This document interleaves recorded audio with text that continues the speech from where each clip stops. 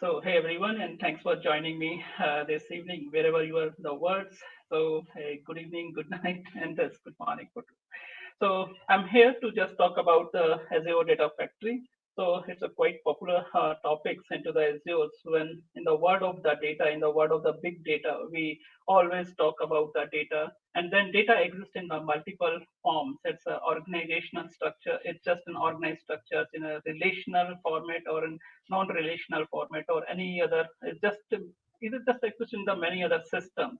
So, however, on its own, raw data doesn't have their own proper meanings or doesn't have any context, doesn't have any meaningful insights to the analyst, data scientist, or to the business decision maker. So the big data always, once we have coming from the multiple sources, we always require a service that can orchestrate or can operationalize the process to refine this enormous storage of the raw data into actionable business insights. So that's why the Azure Data Factory, which I'm going to talk about, plays a very vital role in the cloud service that built for the complex hybrid structures. Okay, so this is about me, little bit my introduction. I'm a C# Corner MVP, having holding couple of certifications. This is my blog sites, YouTube channels, Twitters, LinkedIn's, at the end the C# Corner site. So I'm quite active on the C# Corner. You can follow me on the C# Corners and like comments on the articles if you need any help. I'm always available for that. I'm working in the Mindtree Limited in a Bangalore located that one as a senior technical architect. Thanks for that. So now come back to the topic. So Azure Data Factory. So what is Azure Data Factory basically? So Data Factory, as you can see on the screen, is just a cloud-based data integration service and used to compute the data storage, data movement, processing the service into the automated data pipelines, right? So once we talk about what is Data Factory actually, so Data Factory is a cloud-based PaaS solution, platform as a service solution. So it's just we don't need to worry about the servers for the scalability, for the patching. It's a serverless activity. Whatever we are using the component, how much we are consuming, we need to pay for that. Second, we say the data integration service. Definitely, it's allowed to integrate multiple sources and generate and provide a common platform where we can integrate multiple sources of data at a single form. And then orchestras and automation. So it has 80 plus connectors and pipeline can be automated whenever is required. Data transformations. Then definitely when we get the data, we have ability to transform using SD Insights, Databricks, Azure Functions, other data transformations tools. So when we talk about the Azure Data Factory, in the past, if you will see SSIS package when the people are using into the on-premises system, so it's a cloud-based service on the Azure Data Factory. So here the things comes, what is ETL? So when we talk about SSIS, so that's the terminology come ETL and ELT. What is both, and what's the difference in between those? So ETL is just like extract, transformation, and load the data. First, we need to extract and then transform and then load the data. Or ELTs will say extract, load, and transformation. As you see these sections. So first, we need to transform the data using some formulas, but we are going to write filters, lookups before loading the data. Or here, we are going to transform the data, loading into the data warehouse, and then we have an ability to change the queries on the fly and read the data and change the data as per the needs. So that is ELT. So that's depending on the business scenarios which we are going to use, ETL or ELT. So it's a very high level comparisons, SSIS and ADF. So on a very high level or 30,000 feet, if I talk about SSIS is a um, on-premises solutions which were used earlier. Now, if we're talking about the cloud, we have a ADF. It has a much higher scalability. It has a cloud and SaaS connectors. It has an event-based triggers. We can run the SSIS package with an ADF also. If we have, we can do the connectivity with the on-premises environment, and we can run it on the Azure Data Factory. So Data Factory considerations, if we'll talk about. So there are basically the two versions of the Data Factories is there, the V2 and the V1. V1 was the past, the current is a V2. It's have a quite improved versions as compared to the V1. And then we have a build option. So there are a lot of options which exist to do the codings or just do the configurations in this section, we have a PowerShell option, .NET, Python, REST, on top of that ARM templates. So it's a highly integrated with a DevOps key vaults where we are storing our credentials in a secure manner. Monitors, we can monitor all our pipelines or our integration services. We can do the automations for those sections. No data storage. So this is the key factor. Azure Data Factory doesn't store anything within itself. It just processes the data and move from one locations to the another required location where we need actual processing. It's have a security standards on its own, HTTP or TLS whenever is possible. So let's talk about the main data factory element here. So I just draw the simple diagrams to make it easy so we can understand. So if you see here, so this section is just a toy, and this toy is having a two component we need to integrate. This is a buzzer and this is a battery sections. So if need to add into this sections, so the activity and the jobs run one by one. First, we are going to fit the battery into the toy, and then in the next jobs, we are going to fit the buzzer also into the toy. So each job is done by the one particular persona, which is the activity here, right? So this is called the activity. So in short, if I will say, what is pipeline? So this terminology is very important. So after a couple of minutes, when I will go to the demo, so it's very useful to understand what is pipeline, what is activity. So activity, combinations of activities called a pipeline here. And then it's the integrations runtime. So what jobs is running, which is called integrations runtime, and the trigger actions when my job is going to trigger. Okay, and here is a link services. So if I just talk about in the example, in the next slide I will talk it more about what is the link services, why is required. So basically once the job is going to done, it's going to connect with any of the services. If I'm taking the data from the blob, so I need to connect with the blob as a connection string. I need to push the data into the SQL. I need to connect with the SQL via connection string. So those activities. So this jobs, which we are calling, is a data set. So it has a combinations of the components what we need to do called the data sets here. The entire process which comes here, the data sets, pipelines, activity, link service is called a Azure Data Factory. So we'll try to understand all these things one more time here to get the more clear picture.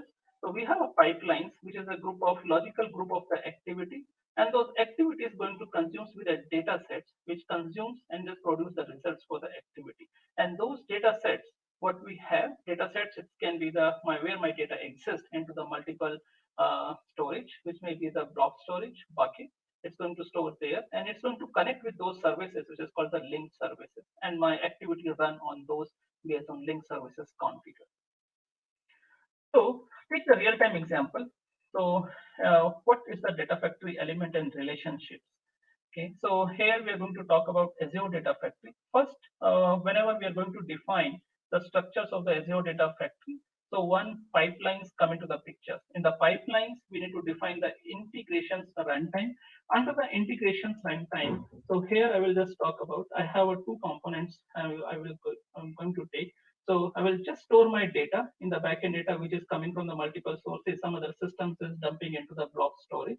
So, so it's going to, I need to move the data from the blob storage to the SQL server. So this is the Azure Data Factory. So we can write a code also to do all this activity, but code is not feasible when I'm doing on a very large basis, all those structures. So it's an error prone, and just a cloud base, we can say ETL as a service, this process. Okay, so the blob is going to connect with a link service. Similarly, SQL is also connect with their own link service. And then once it's connected to the link service, which is part of the data set, similarly, SQL also having a link service and a part of data sets. And both we have a one sections where my data exists, and this is the another section where data need to go. And then activity comes in between, so which is called the activity. So there are multiple activity exist. What we need to do with the data. So I just in this scenario, we need to take the data and dump into the SQL server using the copy activity. So we'll take the scenarios before going to the demo. So for example, if you talk about the aerospace industry, so there is a lot of the industry is having a lot of data, and then data what those the airport authorities or the airline authorities, they want to process the data, what time the flight is going to schedule, okay, what's the status of the flights, how many passengers are there, what's the origins, what's the destination. So such type of data, each airline is having their own storage, So the airlines or the airport authority, they want to process the data. So in that scenario, if we'll talk about the real-time scenario, to be very helpful to take the data from the multiple sources, whether in a blob storage, S3 bucket, a lot of stories are there, and we can just dump it into the one data warehouse and do the processing and connect to the Power BI and generate the reportings. So that's all for this. I'll just quickly jump to the demo and we'll see. Yep. So I log into the portal.azure.com. Here I will just create from the scratch the entire structures. So I will just take the storage account first. I will create here. I click on storage account. I'll just click on create. So here I will just create our new resource group. Access to the Azure Virtual Conference 04 is my resource group. I just give the name Azure Virtual Conference 04 blobs storage. Yep. So here is this. I'll click on the. I'm okay with the other configurations. I will just take it by default other configurations and click on the create. So let it create the storage account where I'm going to dump some CSV file. Parallelly, I'm going to create the Azure Data Factory here. So here is a Data Factory. I'll just take Data Factory. I'll just click on create. So I'll select the same resource group which I used here, AVC04, and I'll give the name AVC04 Azure Data Factory. So the next one, yeah. So the GitHub I will just not connect for this demo purpose. I will just straightforward go. I'll just the next. I'm okay with other configuration review, and just click on the create. Let it come. Yep.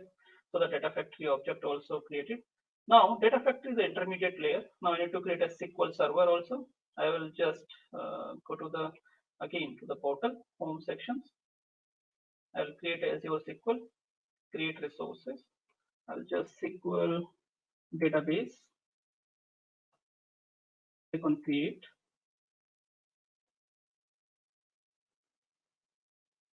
So here I will select my resource group where everything should go. I'll just give the name AVC04 Azure SQL database.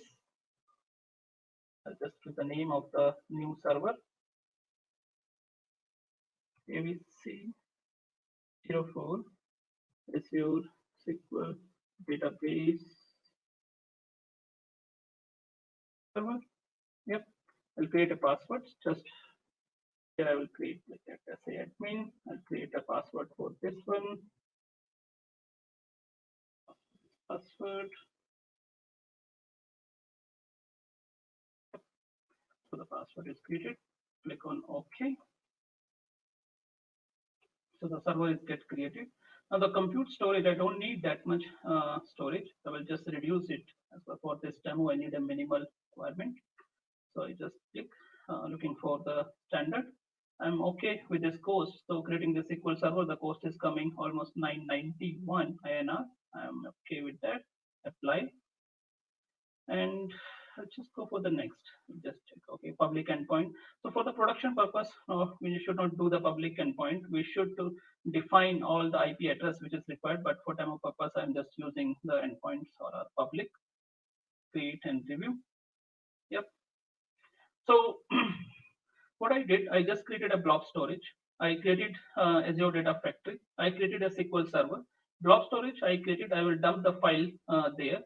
I just assume the multiple sources as dumping into the blob storage file. I will take the file, process into the Azure Data Factory, and extract the data and move it to the SQL server. So that is the demo theme.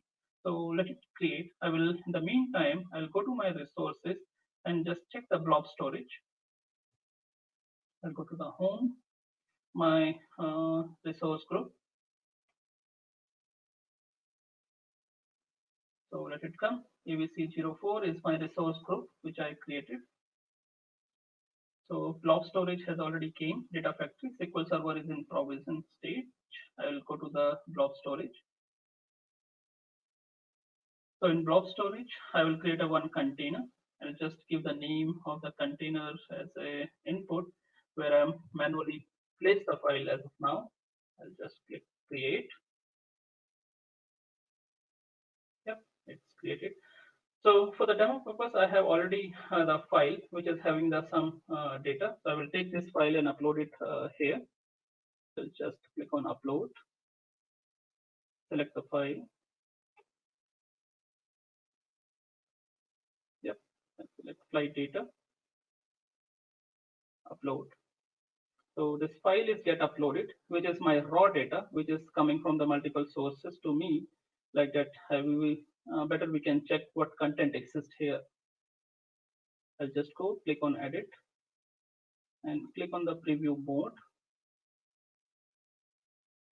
Yeah, so this is the data. What we have, the IDs, flight names, where is the to, what is the air code, airport code, countries, and all such data we have. I have almost 44 records exist, so that's pretty good.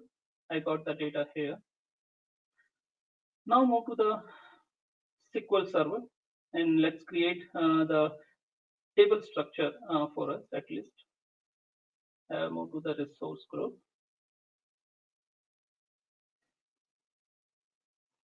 Yep, let it come. It's still provisioning, so the server has came up. So might be taking some time to come up. Okay,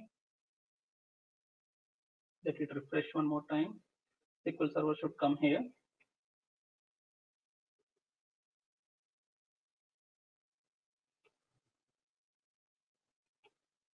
Yep, just waiting to load. Yes. So the SQL Server database, it came here. I select the SQL Server. So here we can go to the query editor and we can see the SQL Server structures what we have. It just asks for the credentials. So I'll just have a SQL Server authentications. I will use this one. Password, click OK. Yep, so I got what the structures I have. As of now, nothing is there. I have a blank table. So I'll create a one blank table as per the schema what I have.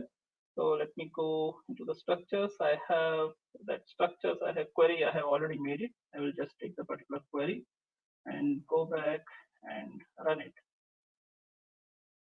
So now my tables, blank tables will be there in the SQL Server. All right. Yep, nothing will be there. It's just a blank table we have. Now we move to the Azure Data Service and our actual work will start there. I'll go to the resource group, Azure Data Factory. So once I click to the Azure Data Factory, this is the interface where we landed. And here we have a sections like authors and the monitors. Once I click in author and monitor, it will go to the adf.azure.com. The Azure Data Factory interface will come up here. And here we can define our own pipelines, activity, and data sets. So let it load. So we'll configure for the blob and the SQL connections and integrations between both here.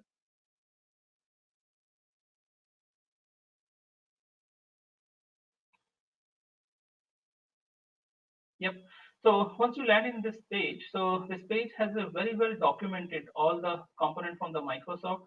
What is Azure Data Factory and why we need to use all the other activities? Just go through this documentation. It's very useful, and they have defined the entire process itself. We need to create a pipelines. We need to create a data flow, and we can create a pipeline from the existing template, and we can store our process what we are going to create as a template. We can use the activity like the copy data. We can configure the SSIS integrations from the on-premises as well as what we are doing in the Azure Data Factory, the cloud base, and GitHub repositories also we can add. Okay, so I will just click it here and move to the actual process where we can define. So this is my factory resources. So to start with, we need to define a pipeline. So for the pipeline, I click on the right click and the new pipeline. So here it's come. So I'll just give the name. We need to store the data from the blob to the SQL. So I will just give the name blob to SQL here. It's just a name here. And for the time being, I will just place the one activity. It just wait, so it shouldn't throw the error while doing any processing. So I got the blank activity, which I just dummy it here as a wait. Now let's move to the data sets and create a data sets which will connect with our blob storage. So I'll just select the blob storage here, click continue. So what type of, if I'm talking with a blob storage, what type of content we have in blob storage? I have a CSV file, so we can define what type of content we are getting from the multiple sources. So that type of format we can select here. So I have a CSV file. I selected this one. I'll click on continue. So I can give the name blob flight data. So I can select the link services. I click on new. So the link service, there are the multiple options to create a link service. So it's just a connection strings which we are creating here. So I'll give a name, the blob flight data link service. Just for the name's sake, okay, it should be the proper naming conventions. So I can understand. Yep. I will just keep it the accounts key. So basically, once for the production purpose, if we are going to use, we need to use the manage identity as a recommended one. But for this time, I use the account key, and I'll select my subscriptions, and then I select my storage account, which is a 04 blob storage, which I created. I'll just check it for the connection. If everything goes smooth, it will show success. Else we need to correct the error. Yep, it succeed. I click on create. So let it create a connection. So once it's created, we created a linked service. Now we need to give the file path where our file exists. So here we are just giving hard coded this is particular file name, but we can make the parameterize and we can just take it this as a parameter and we can change it in the actual project. So the first row, what is coming here, we can select as a header. I click OK. So this settings we can do the changes later point of time also. So here also we have those configuration settings. So this is the one data sets we created, which is connected with a blob storage. Now we will connect with a SQL in a similar fashion. So the SQL, I'll just go to the Azure and select the Azure SQL database. So here I'm creating the SQL flight data. So and create a link service here also, which is going to connect with a SQL. So I'll give the name here SQL flight data link service. Yep. So for the connections, I will select my subscriptions. Let it be as is those things. Server names, what we have 04, database name 04, and the authentications I will use SQL. I created those one. SA admin is my username. Password is my password. Okay, we just check it this one. So this database, this data set is going to connect with a SQL. It's successful connected. Click on create. So now we have a two data set and the one pipeline exists as per this diagram what we talk about here. We have these sections in place. We have this section in place. Now we left it over. We need to create a activity which is going to connect both. Okay. So coming back here, the table name, what the blank table we have created, we need to select the table name. I clicked on OK. So now the section we are good to go. Now we'll go back to the pipeline, and pipelines I will select the activity which is copy data. I'll just drag and drop here, and this is no more is required. I will just right click and delete this section. Yep. So here once I select this one, so it just come up with the settings, what configurations we need to do, what is my source and what is my destination. So I go to the source. Source is my blob storage where my data exists. Okay, and the sink, which is my destination where the data is going to go, which is a SQL. So let it come. So here we have a lot of process. If we need to use the stored procedures, we can define pre-copy script when any processing is happening from the blob to SQLs. I need to do any pre-processings we can do here with the scriptings. Now going to the mapping. So this section, what it says, whatever the columns we have, it may not be the same in the blob storage or in the SQL. So we need to do the mappings among the column. As you can see on my screen, my columns are also not the same. So here are a few columns which is same, it's mapped, but a lot of other columns it's not mapped. Here I have a destinations this section, but sources doesn't map. So I will select those particular columns which I feel it's appropriate. From is this one. So here is the airport code. Here I have a country. So similarly for the other columns, for the destinations, it's a 2. It's a 2 airport code. It's a 2 country. Yep. And then finally the status. So here I have a flight status, but here I don't have a column with the name of flight status. I'll select a status. So I'm good to go. This is a warning. I will just keep it as of now. Yep. So this section has done. So what we have done, we connected with a blob storage, we connected with a SQL and did the mapping. So let's validate this section. Yep. So our pipeline has been validated and no error found. So we are good to go. So before publishing all those things, better to debug this application, entire process, what we have defined, and check whether it's work fine or not, or any error exists for that. So when we are debugging, the pipelines is running. So it's in process. So let's see. Let's wait for a couple of seconds and it will show the status if it succeed or not. Yep, it succeed. We got the message. It succeed when we did the debugging. So let's go to the Azure SQL and just check before publishing whether we really get the data or not here. I'll just select the command and click on run. Yep. So it's that easy. So I didn't write a single line of code using the Azure Data Factory, the very vital tool, and I got the all data in my SQL.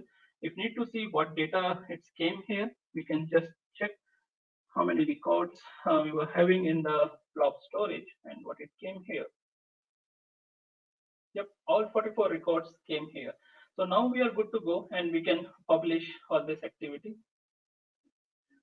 So blob storage, apart from that, we can, so with the Azure Data Factory, we can do a lot of other things. So like once we did the publish all, we can define the notifications when my job is get success or job is get failed. So accordingly, the target audience will get the notify, and we can monitor when how the job has been published and it's going to trigger as per the schedule. So we can monitor all the jobs and we can see what the status is coming, what job is running, and which job is took the what times, and what's the trigger runs, what's the integration service. So all the activities will be listed down here. It's a quite rich dashboards. We can get it here. So as of now, it's a blank because just now I created and didn't run using the publishing services, right?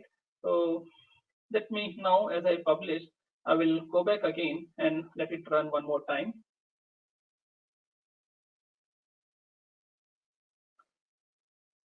Yep, let me run it. So it's running again. So the agenda of running again, why I'm showing. So I didn't write any the pre-scripts, pre-validation scripts as I run. What it's doing, it's just taking the data from the blob and keep copying the data into the SQL, and data will get keep adding. Now we have earlier we have a 44 records. Once my job will finish here, so it's still in queue. Once it's finished, as it succeeds, and if I run it again, data will keep adding here. So we can write all those scripts to validate the data. So I will write a one simple script. So I will just want to delete the data, whatever it exists, and it will upload the data from the scratch. So it's quite simple. We'll just select our activity. And here in the mapping section, not in mapping, thing. Yep.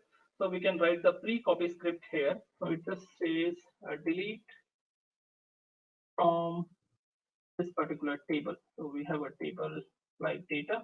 I will come up here and just run it. We'll just validate one more time and just do the run it again. So let it run. Now we'll see what type of data and how much records we will get it again.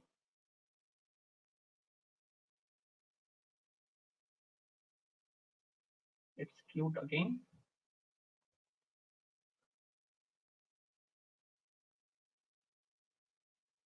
It will not take a couple of more seconds. Yep, it succeed. I'll go back to my query and I will check how many records we have. Hopefully we should have 44. Yep, here we go. So we have 44 records. Now earlier, whatever the records was there, so we can just do the processing before uploading the data into the SQL. So this is more about how we can transform the data before doing the loading here. Yep. So that's all from my side for this session. So as in recap, so what we did, we just take the data from the external source, that is the blob storage, and did the processings and dump the data into the Azure SQL via the Azure Data Factory or a ETL as a service process. Thank you for joining me. Yeah.